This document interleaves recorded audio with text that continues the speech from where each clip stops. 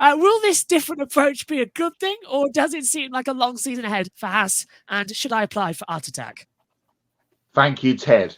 You don't need to pay out loads of money for Sky F1. We've got our own technical guru in Josh in the commentary box with his different coloured pens.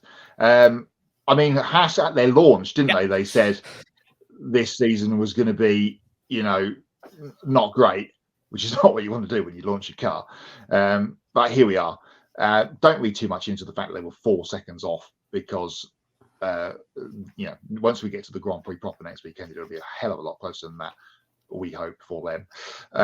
But there's a long way to go. They're the most not underfunded, but they're resourceful team on the grid. Let's hope, much like last year, that they just get a handle on things and don't get cut adrift. So basically, it'll be an 18-car Grand Prix with Haas in F1.5 running around somewhere behind them, trying to keep themselves out of dodge of the 107% rule. I don't think we're going to be in that kind of world. Let's hope not.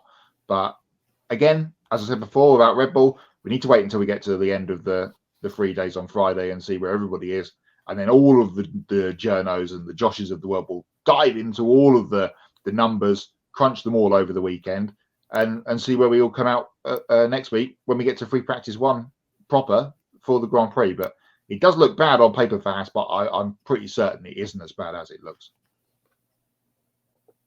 Yeah, looks can be deceiving sometimes, and yeah, I'm really looking forward to seeing like how much different Haas is going to be this year. Departing from Gunther Steiner now and going to Ayao Komatsu, the new team principal there, and just see how this team operates.